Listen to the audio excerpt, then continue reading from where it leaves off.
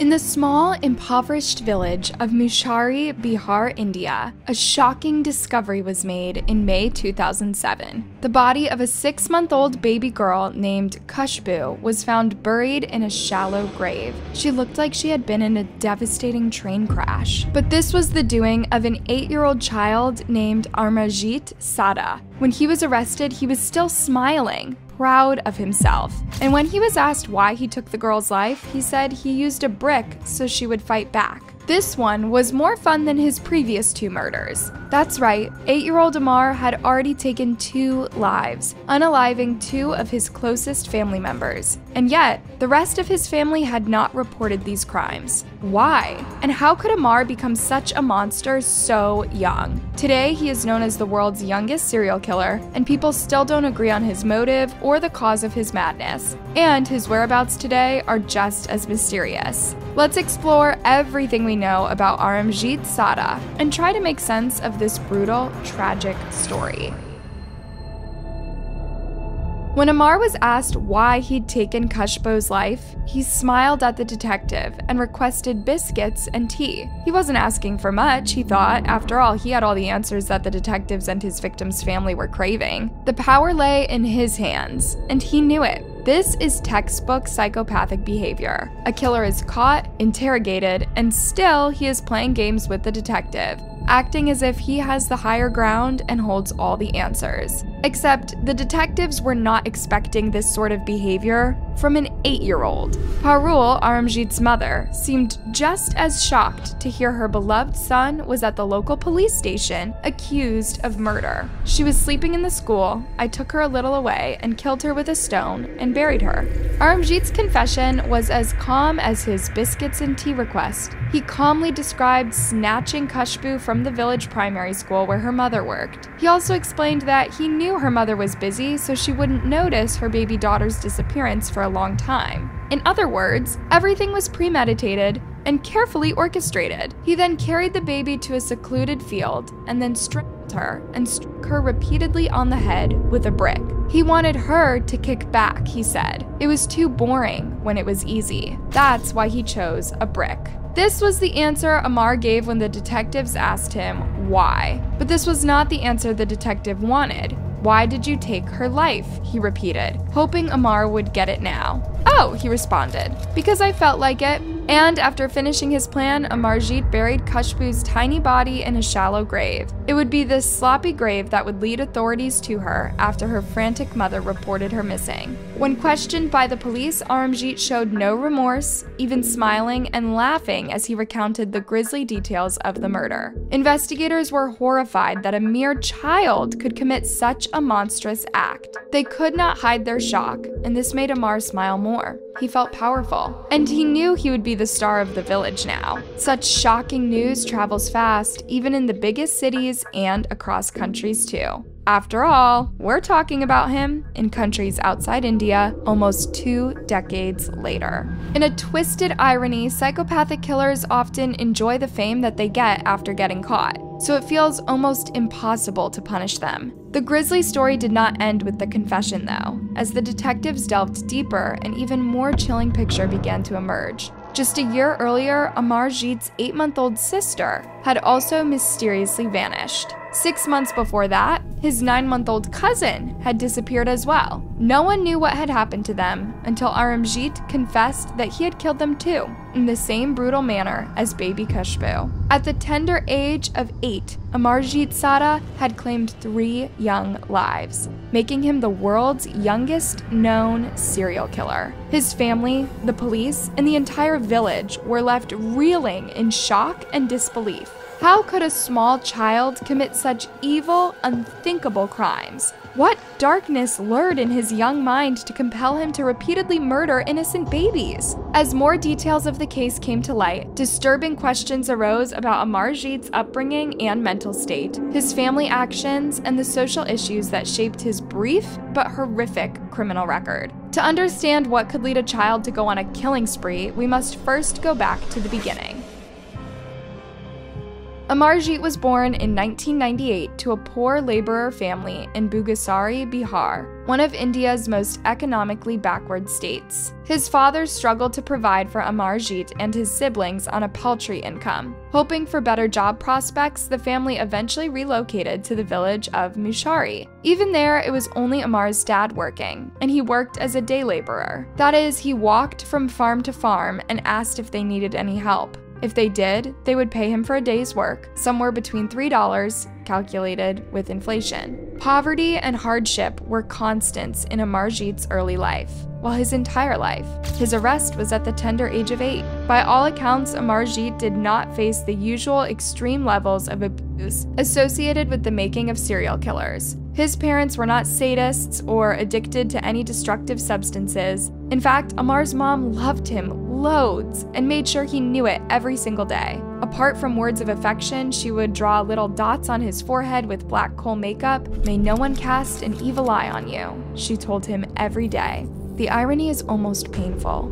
Poor Paral could never imagine her son being the evil one. Even when she was confronted with hard evidence, she was still in disbelief. But it all became much weirder when everyone found out that Parul and her husband knew their son was a killer. Indeed, they had covered for him twice before. And one of those times, Amar had taken the life of his own sister, their only daughter. We'll get to that in a bit.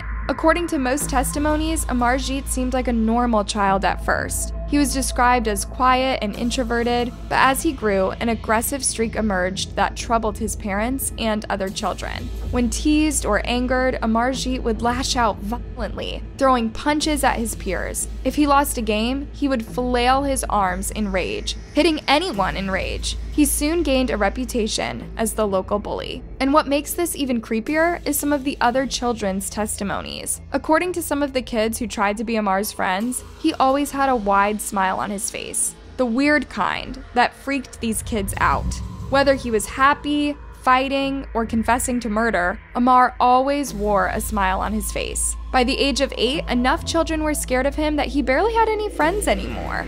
One child testified that a small group of them would still invite Amar out to play every now and then. Sometimes he would just look down and say, "I don't want to play," in a really soft voice. Other times he would flip out, screaming at the top of his lungs, "No, no, no!" as if the mere invitation was causing him pain. Despite his increasingly antisocial behavior, Amarjeet's family never sought help to manage his issues. Mental health care was a remote concept in their village. When Amarjeet acted out, his father would harshly beat him as a punishment. A quick side note here, the use of physical discipline such as hitting or spanking as a means of punishing children can have serious long-term consequences on their behavior and mental health. Research has consistently shown a link between experiencing corporal punishment in childhood and an increased risk of aggression, violence, and antisocial behavior later in life.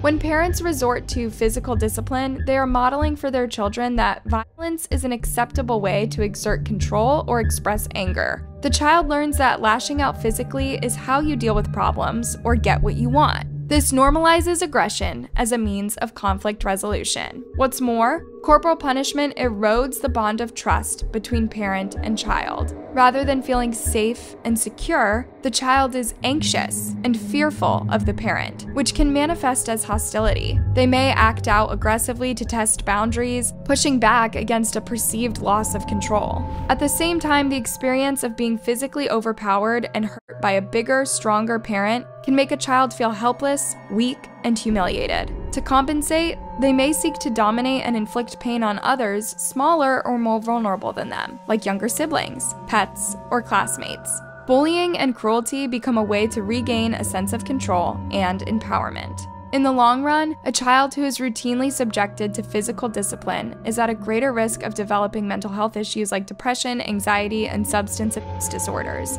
They may struggle with low self-worth, impulsivity, and difficulty managing emotions, which increases the risk of violent behavior. Research has found that childhood corporal punishment is linked to higher rates of delinquency, assault, spousal abuse, and other crimes in adulthood. While one can't expect a poor, uneducated family to be well-versed in parenting psychology, kindness doesn't take a master's degree. Amar's family did not know any better way, but it seems like they played a role in driving him to a dark place. The harsh discipline only made Amarjeet more angry and defiant. He began isolating himself, staying out of the house for hours on end. Some psychologists who later analyzed his case believe Amarjeet may have suffered from conduct disorder, a behavioral condition that causes children to act in aggressive, deceitful, and destructive ways. Environmental factors like poverty, instability at home, harsh parenting, and possible abuse could have exacerbated his violent impulses. Without mental health intervention, Amarjeet's disturbing behavior escalated until it erupted into murder.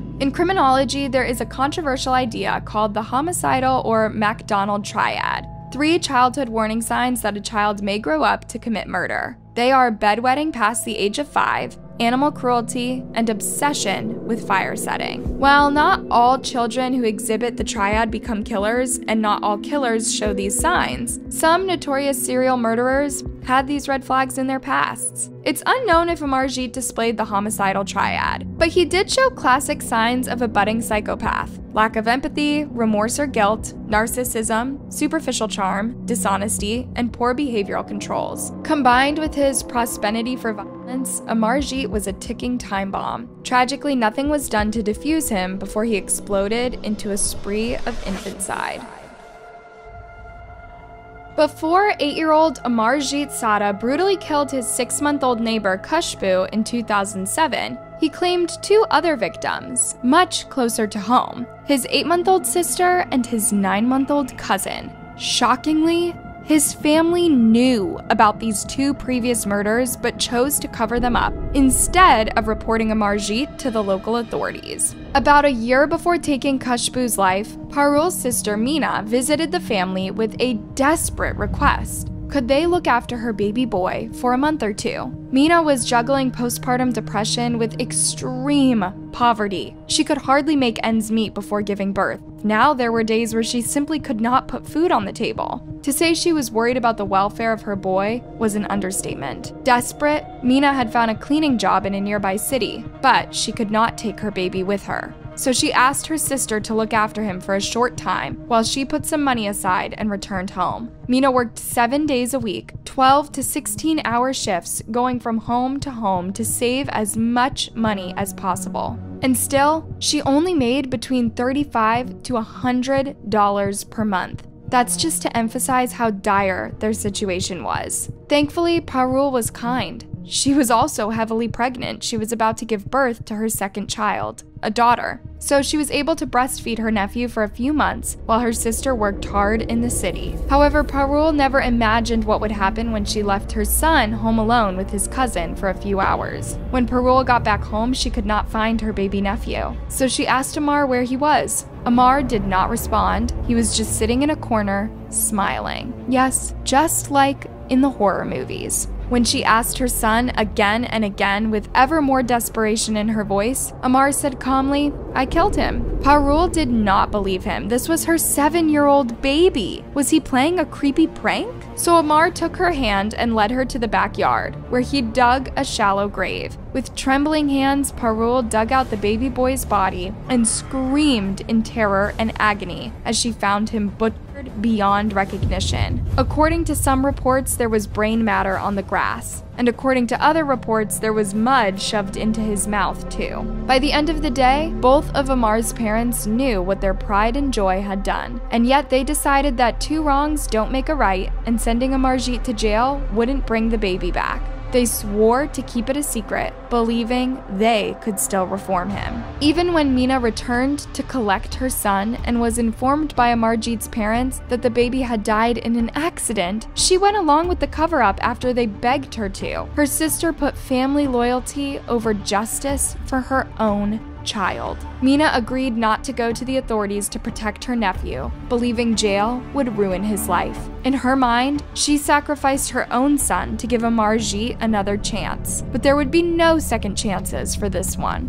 Fast forward a few months, and Parul gave birth to Amar's sister. Believing Amarjeet would change for the better and grow into a responsible young man, they told him, "This is your baby sister. You have to be mature now and look after her. Behave like an older sibling." Shockingly, Parul once again trusted her son to be at home alone with the baby. This time, her own baby. One afternoon, 8 months after Amarjeet unalived his cousin, Parul briefly left him alone to watch his baby sister while she went to the market. Seizing the opportunity, Amarjeet took the infant out to a nearby field. There, he strangled her and bludgeoned her to death with a brick. He buried her little body in a shallow grave and returned home as if nothing had happened. When his mother came back and discovered the baby missing, Amarjeet was playing with his toys. When she asked him what had happened, Amarjeet calmly told her that he had killed and buried his sister. This time, Parul believed him, except she did not want to believe him. The same way she'd found her nephew, she found her daughter, unrecognizable. The cruelty and brutality of her son were out of this world. His father's response? He beat Amar until he couldn't stand up anymore.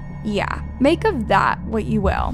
Amar was on the ground, screaming and begging his dad to stop, and Parul was also on the ground, on her knees, crying and wailing for her daughter. At this point, a fairly large group of neighbors had gathered outside, wanting to see what was going on. One neighbor walked into their home. Remember, this was a village house. It had no locks on the front door. The neighbor saw the scene and quickly understood what had happened. He had to physically hold Amar's dad back so he didn't kill his son. But when he urged them to take their son to the nearest police station, they insisted they would punish Amar themselves. He deserved a second chance, they kept saying. So they hastily covered up their daughter's murder and told no one else, even though the rumors circulated fast. It was a fateful choice they would soon come to regret. Psychologists point out that Amarjeet targeted the most vulnerable victims, babies who could not fight back or tell on him. The fact that he chose family members also indicates he had no fear of consequences from his relatives. And sure enough, it shows a lack of love,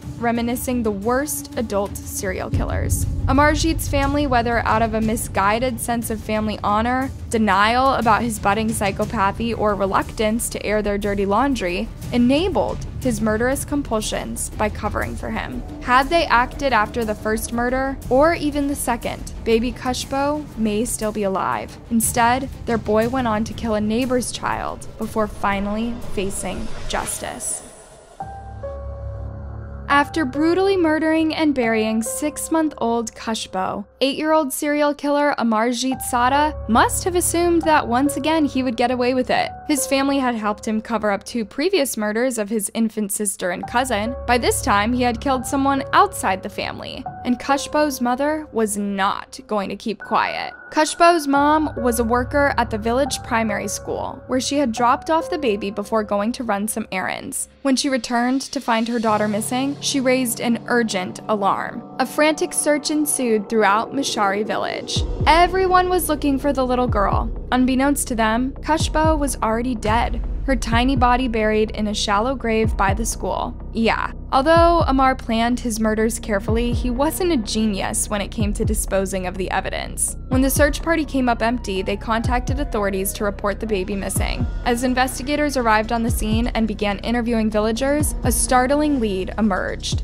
A relative of Amarjeet stepped forward to tell the police about the boy's dark past. They informed cops that Amarjeet had previously killed 2 other babies in the family. Armed with this tip, detectives quickly zeroed in on the 8-year-old as their prime suspect. They pulled Amarjeet in for questioning, not knowing what to expect from one so young. To their shock, Amarjeet openly confessed to abducting and killing Kushboo. Without emotion, he recounted how he had strangled her, struck her head with a brick, and even buried her by the school. Based on his confession, Amarjeet led authorities to the burial site, just like he had once led his mother to the burial site of his nephew. There, they exhumed Kushboo's battered body. An autopsy revealed that the baby had died of head injuries from the brick attack and asphyxiation from strangulation. The evidence confirmed Amarjeet's guilt in her death, as well as implicating him in his sister and cousin's unsolved disappearances. Despite just being 8, Amarjeet Sada was now officially India's youngest serial killer. But here's where it gets shady. Under Indian law, a child under 7 cannot be convicted of a crime. Luckily, Amarjeet had just turned 8, so he barely qualified for prosecution. However, being a juvenile, he could not be tried as an adult or given a prison sentence. Instead, in juvenile court, Amarjeet was found guilty of the 3 murders and sent to a children's remand home until he turned 18. Authorities hoped intensive psychiatric therapy and counseling during his years in custody would rehabilitate him. For a crime that shocked the nation, many felt Amarjeet got off lightly. Some locals wanted to lynch him. Others argued that as a product of poverty, abuse, and mental illness from a young age, Amarjeet deserved a second chance. Regardless, 3 babies were dead, and a boy's life was destroyed by a perfect storm of unfortunate circumstances and a lack of intervention. One can only hope that after 10 years of treatment in juvie, Amarjeet emerged a different person than the smiling 8-year-old killer he used to be. If you can engage the parents, teachers, and others, you can actually be effective in altering that trajectory. The tragic case of Amarjeet Sada is a sobering reminder that violence knows no age limit. It also highlights the crucial importance of early intervention, strong social safety nets, child mental health care, and anti-poverty measures in preventing kids from going down dark paths. In examining Amarjeet's disturbing crimes, certain similarities emerge with other cases of juvenile homicide. Studies have found that kids under 13 who kill often come from unstable homes disrupted by DV, substance abuse, poverty, and neglect. They are frequently victims of abuse and harsh, erratic parenting themselves. Like Amarjeet, they tend to target younger, weaker victims like infants and toddlers. Many show signs of antisocial disorders and an inability to feel empathy. While most children, even in rough circumstances, don't become killers, Amarjeet exhibited glaring red flags that his family failed to properly address. His explosive rages, fighting, social isolation, and bullying were all indicators that he needed professional help. In the impoverished village of Musahari, mental health resources were non-existent, and seeking treatment would have been seen as taboo. But in truth, it's incumbent on society as a whole to ensure that troubled youth like Amarjeet don't slip through the cracks. Teachers, social workers, pediatricians, and childcare workers need to be trained to identify high-risk kids and connect them to quality mental health services. Parents should be educated about child psychology, positive disciplining, and the consequences of neglect and abuse. Violent behavior is never acceptable. What we do know is that children do have a broad range of aggressive or violent behaviors that we do need to recognize. What we do need to understand is that there needs to be an intervention if a child is consistently engaging in some type of violent act.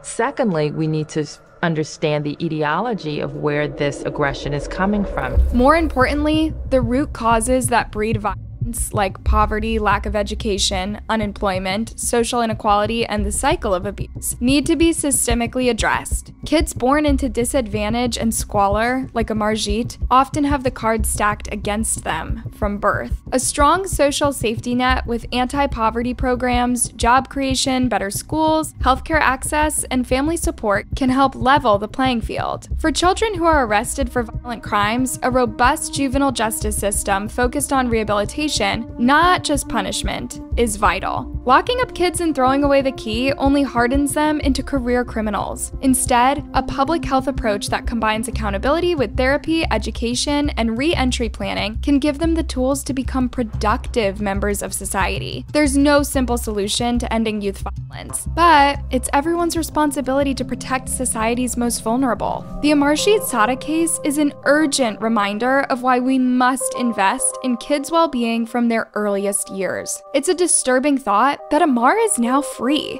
After he turned 18, he was legally able to leave the institution and have a fresh chance at life. Perhaps he did find the necessary therapy and rehabilitation to be a kind, peaceful soul now. Or perhaps he didn't. But instead of worrying about Amarjeet, we are better off focusing on preventing similar cases from ever happening. Love your children and the children around you. Treat them with kindness and keep an eye out. If something's terribly wrong, take them to a therapist or tell someone who could help. With a committed approach to addressing the factors that create child killers, perhaps we can prevent more senseless tragedies and give every kid a fighting chance, no matter what circumstances they're born into. Thanks for tuning in, you guys. What are your thoughts on this tragic case? Do you know similar stories about very young serial killers? Let me know in a comment down below. And before you leave, you know the drill. Like, subscribe, and hit that bell button. All right, catch you soon. Stay safe.